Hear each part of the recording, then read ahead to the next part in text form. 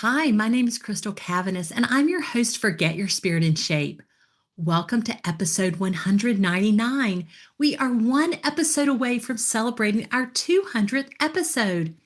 I want to invite you to join us on November 21st when we air our milestone episode featuring three guests that Get Your Spirit in Shape listeners already know: Dr. Ashley Bogan, Reverend Matt Rawl, and the Reverend Dr. Ron Bell. Make plans now to join us for an engaging conversation from these three United Methodist leaders discussing what the denomination has experienced over the time spanning the past 100 podcast episodes. And then they make a prediction about what the church may look like when we celebrate our 300th episode. It's an exciting conversation. Now let's get started with today's episode. The Bible has often been misused to wound and exclude, with distorted interpretations justifying harm. Drawing on his own experiences of being rejected by faith communities, Pastor Zach Lambert wrote Better Ways to Read the Bible, Transforming a Weapon of Harm into a Tool of Healing, to share how to reframe Scripture as a source of restoration and hope, and how to read the Bible through a lens of healing, inclusion, and love. Zach, welcome to Get Your Spirit in Shape. Thanks, Crystal. I'm so excited to be on with you. Well, I'm excited too. And just before we started recording, we just had a really fun conversation that I can't wait. I thought we should just hit record so the audience can be a part of it too. So, Absolutely. Yeah. So before we get started, we're going to talk about a book that you have out that's new. But before we do that, can you just tell us a little bit about yourself? Yes, I'm a pastor of a church called Restore, right in the middle of urban Austin, Texas. This is my hometown, so I was born and raised here. I was gone for undergrad and graduate school, seminary, and then we moved back in 2015 and officially launched Restore in 2016. We were originally part of a denomination called the Evangelical Free Church of America, and a number of other partners. But kind of really quickly after we launched, the way that we were practicing inclusion, especially for the LGBTQ plus community, but also some justice work, racial justice, and things like that, we kind of increasingly got on the outs with some of our partners and were officially kicked out of our denomination back in 2018, I believe. And what I was just telling you before we hit record is that as of like 2 months ago, we are officially a United Methodist Church. It's been an amazing process. Bishop Harvey down here in the Rio, Texas conference has been an amazing friend and mentor through this whole process. It's about a year long. And I'm officially a licensed local pastor. Our church is officially United Methodist Church, and we are in the process of merging with a 152-year-old Methodist congregation, just about 8 minutes from where we meet right now. And it's been beautiful. It's felt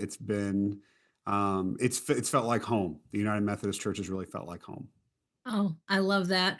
And I didn't know that. That's not why I invited you to be a part of the podcast. So that's just a bonus. And so welcome to the United Methodist Thank Church. you. Yeah, it's really We're exciting. so excited. We're so excited. And for the listeners, she really is telling the truth. Right before she hit record, Crystal said, "I know you're not United Methodist, and that's totally okay." And then I had to be able to be like, "Well, actually, news." And then so it's a divine appointment. It sure is. Well, the reason I invited you here was to talk about your book, which came out in August. The title is Better Ways to Read the Bible. I'm going to continue just being as transparent as possible.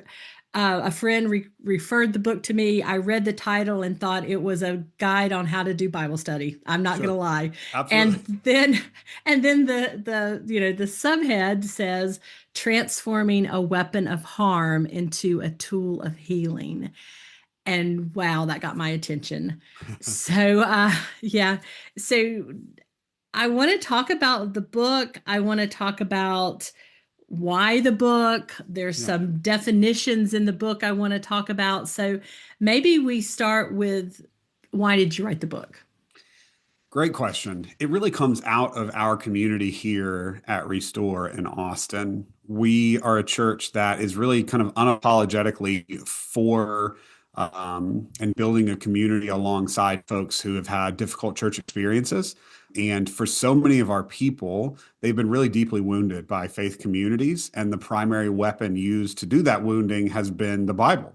And I would say bad interpretations of the Bible. And I think what we've come to realize and embrace is that the problem is not the scriptures themselves. The problem is the way most of us have been taught to read them and the way that they have been wielded against many of us and people that we love. And so for a lot of folks, they walked away from the church or scripture altogether because of that weaponization and the damage that came from it. And so after years, really of my entire kind of growing, I grew up Southern Baptist and really saw the Bible used to subjugate women and justify racism and bash LGBTQ plus people and cover up abuse. I mean, massive abuse scandal in the Southern Baptist Church. And it was covered up for a really long time under the guise of, well, there's good things happening and we don't want to mess that up and God's at work and, this real like ends justify the means thing. I remember there was specifically this verse from a Pauline letter that was quoted all the time about where he says like, it doesn't matter why they're preaching the gospel. It just matters that they're preaching the gospel and used to to justify the fact that abusive pastors were good at evangelism or something like that, And so for so many of us, yeah, that was just so toxic. And so when we started Restore, we had to be really careful and intentional about how we engage with scripture, everything from how I preached to how we did small group Bible studies, all that kind of stuff. And so we really attempted to read really widely and diversely and attempt to engage with scripture in much healthier ways and kind of take everything that we've learned and put it together for these, quote unquote, better ways to read the Bible. And so we have been practicing and refining this at our church for a decade. And I've preached on it a number of times. I've taught a seminary class or two on it. And just every time I talk about these kind of lenses of biblical interpretation, people have been like, we want more. Would you write more of it down? And so again, yeah, it's not that I've cracked some code. It's not that, I am some incredible scholar. It's really that this combination of I've had amazing teachers, both that I know and I don't know, that I've just read over the years, and that we have this amazing community that we've actually put this stuff into practice over the last 10 years. The book kind of emerged from that. And one of the things I love about the book, and I told you before we got started, there's no way we're going to get to all my questions. So just go get the book, everybody. That's just that's the short answer here. But you really do you take some of those verses that are kind of famous for hurting, for harming people, and you just dissect them. You talk about the context. And one of the things you talk about that I really love is the difference between true versus literal. Yeah. Can we talk about that for just a minute? Absolutely. Absolutely. So my thesis in that chapter, or that section specifically, is that storytelling is not an inferior way of communicating truth. And what I mean by that is the truth is more than just kind of a recitation of facts, right? And we know this intrinsically because we are storytelling creatures as humans. In fact, Jesus primarily taught through storytelling, through parables, which were not historically accurate, right? They were made up stories to illustrate larger points. And so I think that we kind of sometimes get really caught up in attempting to defend something about the Bible that the Bible's not even, or the biblical authors are not even trying to do. So I spent a lot of time in Genesis 1 through 3 and the creation narrative. And I certainly grew up in a space where that was taught to me as like a scientific recounting of the origin of the earth. A lot of like, Ken Ham and, those kind of folks that were involved in shaping a lot of the teachers that I had. And so it was very specifically like the earth is 6,000 years old.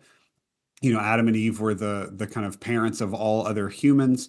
And honestly, what I say in the book is like, I'm not refuting any of it. Like, I'm not attempting to say like, you can't believe the Bible or the earth is 6,000 years old. My point is actually, regardless of whether the earth is 6,000 years old or 60 billion years old, that's actually not what Genesis 1 through 3 is trying to tell us. Genesis 1 through 3 is attempting to tell a story about a God, Yahweh, that was very different from the kind of gods of the surrounding peoples. And the best way that we see that is actually through this whole idea of imago Dei, the image of God, and that humans according to Genesis 1 through 3, are created in God's image and likeness. Whereas in most other kind of pagan religious cultures, humans were created to kind of be the slaves of the gods because the gods were tired and lazy and wanted to just, enjoy their leisure, and they wanted humans to assume their drudgery. And so that's why they did it. And so, again, the whole point of Genesis 1 through 3 is not to be literal, kind of this wooden literalism. The point is that it's telling a larger story, a larger truth. And I think this is important to understand that not only do the biblical authors do this, not only does Jesus do this, but we still do this. And I tell this cute little story about stories I tell my kids, and I have these two young boys, and we talk a lot about our values as a family and kindness and inclusion. And if I wanted to teach them about why bullying is wrong, I'm not going to pull up a Pew Research study and read them a bunch of statistics. I tell them stories about bullying and why it matters and why it's so harmful. And that's really what sticks with them. And so, all that to say, truth is not confined to just recitations of facts. And we see that throughout the biblical narrative. And one of the things you also said about this true versus literal is that some of these stories were true at the time, but they're not true in 21st century world. And I never really thought about that, which kind of brings me to my next point is that you did a lot of research. You've done a lot of research across years to really uncover this and get to the essence of the verses. But a lot of us, we are reading it without that one kind of a skill set because it requires the ability to research and study and time. Yeah. So how do we discover these things? I guess the short answer is we get your book and you lead us through it. But even in your book, you don't cover the whole entire Bible. Oh, of course. Yeah. So how do we choose a better way to read the Bible? Yes. I will say, tongue in cheek, that is why I wrote the book, honestly. As I said, it emerged from our community, but I also saw kind of a gap I didn't feel like there was a great kind of single resource to give people for a framework for healthier biblical engagement. There are a lot of great books that I quote throughout, that engage problem passages or talk about historical contexts or explain what liberation theology is or different things like that. But I did not feel like there was just kind of one resource, that could hand and say, this touches on a lot of these different things to help give a better framework. So yes, I will say that is the hope of the book. I do not hope that the book or have any, illusions that the book is going to solve all of those problems for people, but it is hopefully a really great starting point and goes deep enough that people can learn. And then, that's why I quote people a lot in the book, right? And not just kind of summarize ideas, is because my hope is that, say you're wanting to go deeper in context. And so you're in the chapter on context.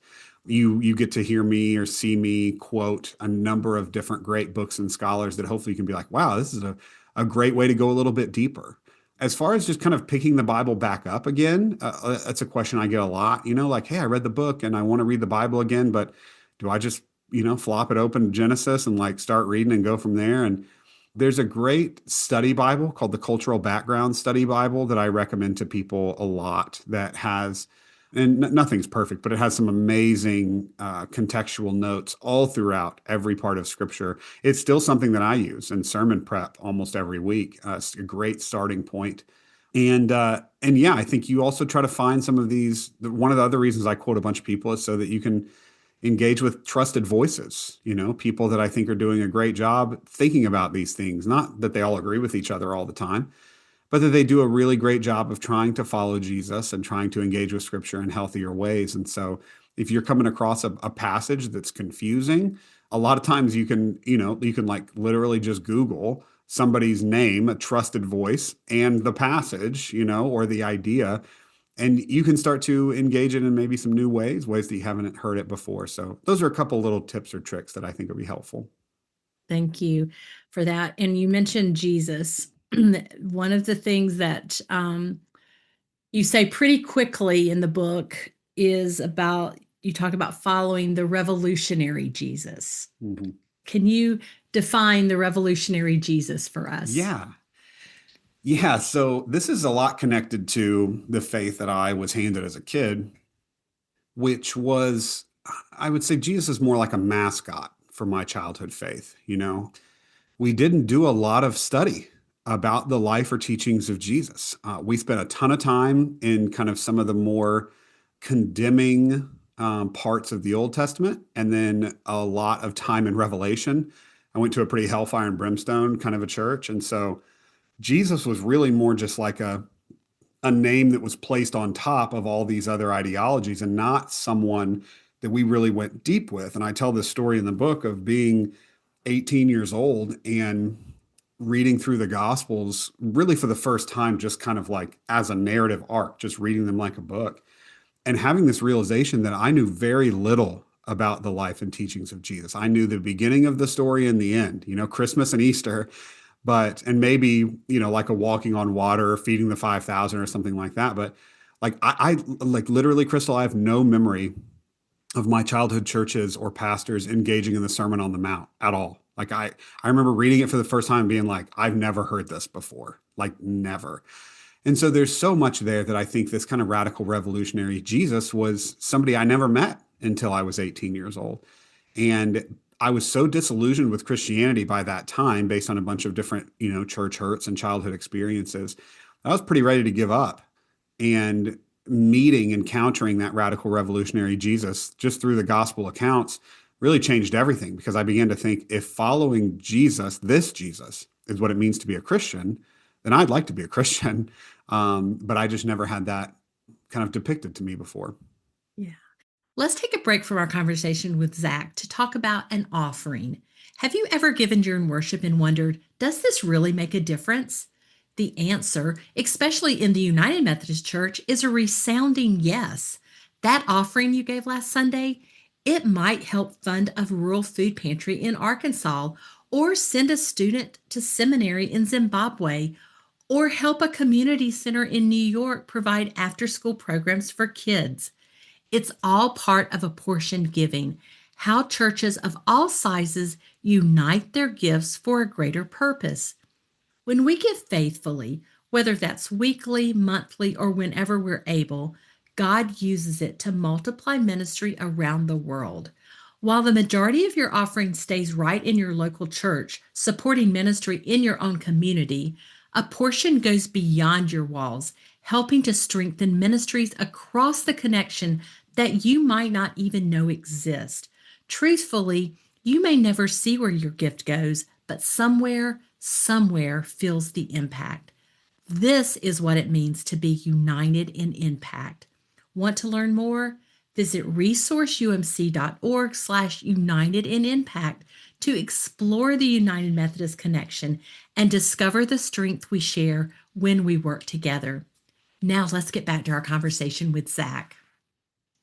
You talk about in the book really the hurts that you did have, and then in your bio just on your website I'm just going to read it. It's like, my name is Zach, I'm passionate about holistic justice, radical inclusion, and the way of Jesus. I grew up in a right-wing evangelicalism, but after getting kicked out of a youth group, two private Christian schools, and a conservative denomination, I spent the last decade helping pioneer faith spaces centered on mutuality and flourishing for all. Zach, after all that hurt, why in the world, how in the world did you come back? Yeah.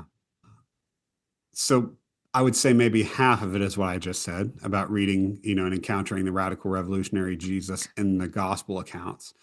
The other half was I began to encounter people who really followed the radical revolutionary Jesus, who led with love, who pursued justice.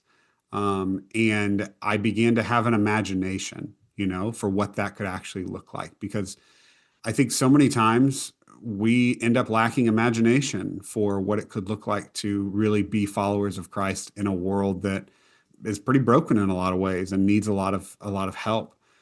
And again, because I'd been through so much, and because I'd really come to a place where I was pretty done with Christianity, that dual encounter of Jesus in the Gospels and Jesus in the lives of people that I deeply cared about, that really began to turn things around for me and give me an imagination for what it could look like to follow Jesus in ways that I found to be much more value aligned and much more kind of hope and grace filled as well.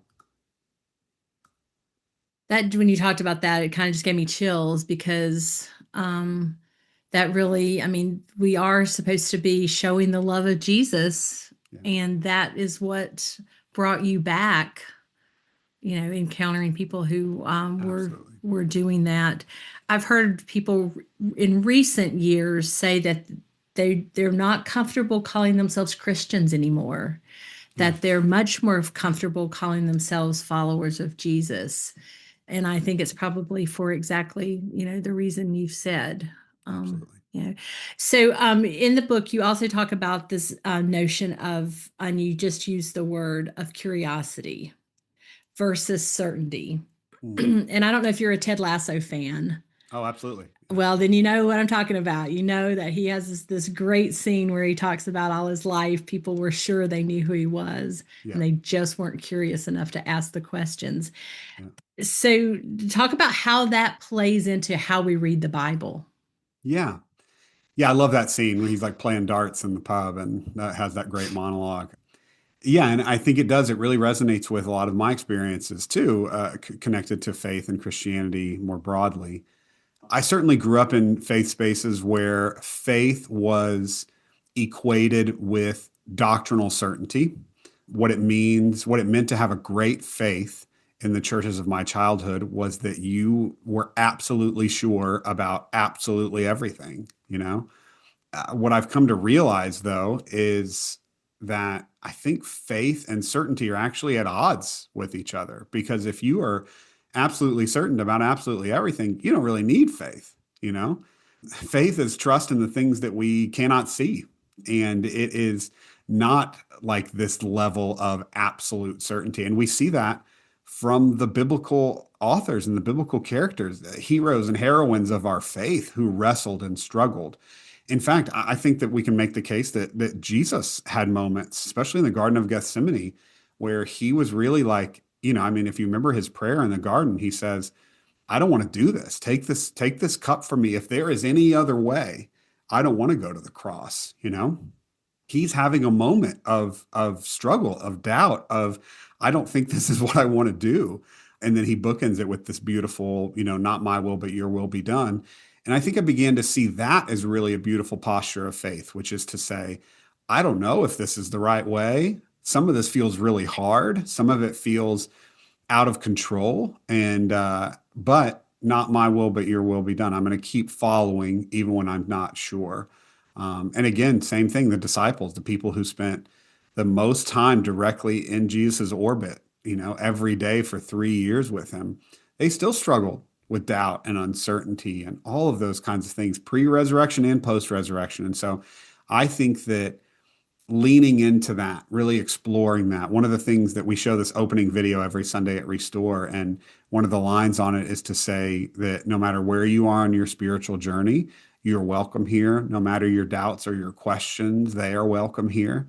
And I think that we have to be that. I think if we want to be a church moving forward that rises to the moment, this cultural moment that we're in, we need to do a whole lot less of like shaming doubters and a whole lot more of walking with people through a process of engaging their faith, disentangling it from the, unhelpful things, re-engaging some of the healthy things. And I think that's actually a huge part of what it means to be a pastor, a leader, even just a Christian, is trying to walk through that with other people and make space for it in our own lives. Yeah. Yeah, I really appreciated that whole. I think the more we study the Bible, or this has been true for me, the more I study the Bible, the less certain I become. Yeah. You know? Yeah, I think I worry about anybody who reads the Bible front to back and is like, closes it at the end of Like, Revelation and says, I don't have any questions. yeah, I got Like it. that, You're that's right. worrisome for sure. It's like, did you read it? Yeah. Yeah. Well, I want to talk about the post evangelical collective. I'm Yeah. really intrigued by that. What is it?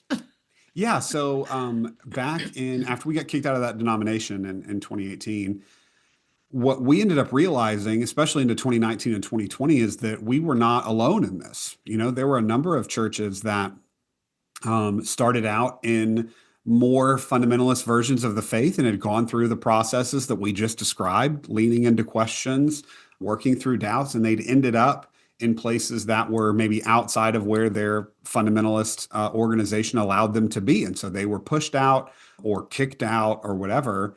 Or they just left of their own accord. And they were all kind of felt a little isolated, felt like they didn't have a place to belong.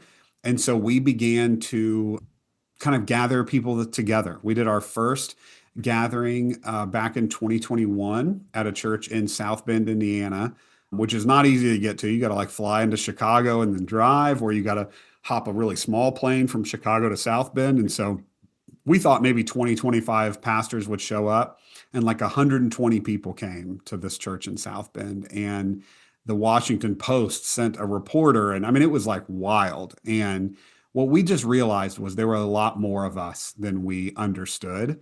And the idea of post evangelical specifically is that for a lot of us, we were post evangelicals. We had left evangelicalism, but also there were a number of mainline clergy and mainline churches who are connected to it: United Methodist, PCUSA, Episcopals, UCC, folks like that, who, even if they specifically, like that church wasn't post evangelical or the pastor wasn't post evangelical, they were getting an influx of ex evangelicals to their church, and they wanted to be better equipped on how to help those people and support those people. About 40 million people have left the church in the last 25 years. And most of them have come out of, evangelical or fundamentalist type denominations, especially over the last 10 years. And so there is this massive movement of, ex evangelicals looking for a place to be. And so coalescing the churches that wanted to be a part of doing that work was kind of the whole point of that. And then also, yeah, trying to share resources, stave off loneliness, all that kind of stuff. So I believe there are 160, 175 churches or something that are a part of it right now. Again, some of them are non-denominational, some of them are United Methodist, some of them are connected to other main lines. But we all kind of have this shared ethos and these shared values of trying to be churches that are centered on the person, work, and teachings of Jesus, that practice inclusion and justice, that practice a posture of grace. And one of the other values is a lot of what I do in my book, which is deep and wide formation, which is really just learning from a wide variety of people, past, present, and outside of our kind of like current tribes, so to speak. And so, yeah, it's been a beautiful thing. It's been a gift. I was a co-founder of it, and I'm still on the board. And it's anytime that we can find clergy and Christian leaders who care about similar things and who want to, how should I say? I mean, I want to offer an alternative version of Christianity than what a lot of us end up seeing on the news and things like that. I want to be a part of, helping make that happen. So is it really, so I was on the website, there's different cities represented, and even Copenhagen, Denmark has I guess a chapter or a branch or whatever group. Now, is it something that leaders get in, or members can be a part of it too? How does that work? Absolutely. Yes, absolutely. So usually the specific church / pastoral leadership kind of like signs up, usually with whatever decision makers are, at the top of the community. But the actual events that we do, whether they are the annual gathering, it's in Boston this year in April, or we have a bunch of regional gatherings, that's really open for everyone, even non-PEC churches, people that are just kind of curious about all of this. And so, yes, it is something that we want to cast as wide of a net as possible. Well, I'll be sure I share the link to that. Yeah, please do. To that on the episode page. And we are kind of getting ready to finish up, which I knew the time would go so quickly and I would still have many, many questions. But I definitely want to ask you if there's anything you wanted to talk about that we didn't get a chance to discuss today. Yeah, one quick thing is, a question I get so much about the Bible specifically, but about the Christian life more broadly is like, how do I know if I'm doing a good job? How do I know if I'm interpreting this passage correctly? / how do I know if I'm living out the way of Jesus effectively? And so one of the healthier lenses that I talk about in the book is this lens of fruitfulness. And it comes from this idea that Jesus said, "You'll know my followers by their fruit." And then Paul enumerates what the fruit is: love, joy, peace, patience, kindness, goodness, faithfulness, gentleness, and self-control. And he calls that the fruit of the Spirit of God, the fruit of Christ's Spirit within us. And so I think whether you are doing Bible interpretation or you're just trying to follow Jesus in your everyday life, if you're wondering, how am I doing? I think a really great barometer is to say, are you seeing more love, joy, peace, patience, kindness, etc., produced in you and in the people around you and through your work? If you are, then I think the Spirit of God is there and at work.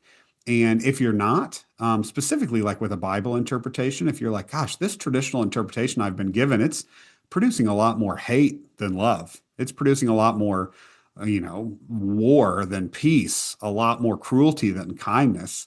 I think that's a really good indication to reassess, re-engage in maybe a healthier way. So if your listeners are looking for just a quick filter through which to try to make some of those decisions, I think that fruit of the Spirit, that fruitfulness lens is helpful. Thank you for sharing that. And you talking about that particular portion of the book reminded me of another question I wanted to Yeah. ask you. How did we get it so wrong as a culture? Is Gosh, that that is a another great podcast question. episode? That's probably a few podcast episodes. I will say I can answer part of it briefly though.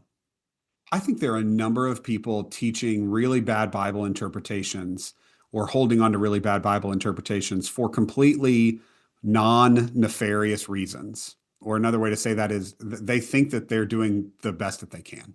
They're trying to I agree follow with Jesus that. faithfully. Yeah, and they just don't know any better, or they have not run into a time when it just stopped working for them. But then there are a bunch of us who have realized that it's not healthy. We've run into something that it doesn't work anymore, and we couldn't do it. But I think that one of the reasons that it continues to plague us, or as you said, one of the reasons we got it so wrong, is because some of these harmful lenses are incredibly effective, so to speak, at controlling people, at coalescing power, at building wealth. I talk about this whole apocalypse lens, which is, interpreting scripture through this kind of left behind theology, this theology of like, God is coming, returning in the person of Christ to basically kill all of his enemies and, torture people for eternity in hell and all of these things. And I will say, if that's your picture of God, that's a really terrifying God, you know? And if you can make people believe that that is who God is, that God is this violent, retributive monster, and you can be then that God's mouthpiece of saying, if you want to avoid that terrible stuff, just do what I tell you to do. Gosh, there are very few more effective control tactics than that. And so I do think there are a number of people in very powerful political and theological positions that know that and use it really effectively. And I think that's why it won't die. I think it's because it works so well for these really ungodly purposes. Yeah. Well, I I wish I had asked the question earlier because I really liked having this end on this fruitfulness. Look at your fruitfulness in your life. That was a much much more positive place. But I feel like my next question is going to take us back there. And Absolutely. Zach, that's the question we ask all of our guests on Get Your Spirit in Shape, and that's how do you keep your own spirit in shape? Yes, I love that question. I've been thinking about it, and I could take it a bunch of different ways that I think are very spiritual. Early morning prayer, intentional time in Scripture, those kinds of things, and they're all true. But I would say, Crystal, the thing that really is keeping my spirit in shape right now is when I get really intentional time with my family, with my wife and kids. We have been able to.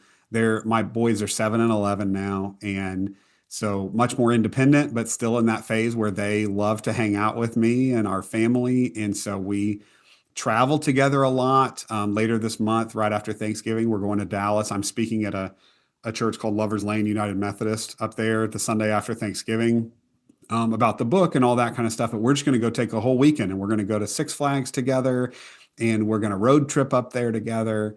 And this morning I was in the living room playing a game that they invented, called sock ball, where it's like baseball with socks and you got to crawl on your knees around the carpet. And we did all that before school. It was just amazing. So those are the things that I think whenever I'm starting to feel like, gosh, I'm really struggling, if I will just be like, I'm going to put down whatever I'm working on, I'm going to take a breath, and I'm going to go get some really intentional time with Amy and the boys. That's really what keeps my spirit in shape. I love that. Thank you. And thank you for being a guest on Get Your Spirit in Shape. Thank you for writing the book and for all of your ministry. And welcome to the United Methodist Church. Thank you, Crystal. It's an honor to be on. It's an honor to be United Methodist, and I'm so grateful to be connected. That was Pastor Zach Lambert, author of Better Ways to Read the Bible, Transforming a Weapon of Harm into a Tool of Healing. To learn more, go to umc.org/podcast and look for this episode where you'll find helpful links and a transcript of our conversation. If you have questions or comments, feel free to email me at a special email address just for Get Your Spirit in Shape listeners, gysis@umcom.org. If you enjoyed today's episode, we invite you to leave a review on the platform where you get your podcast. Thank you for being a Get Your Spirit in Shape listener. I'm Crystal Cavanis, and I look forward to the next time that we're together.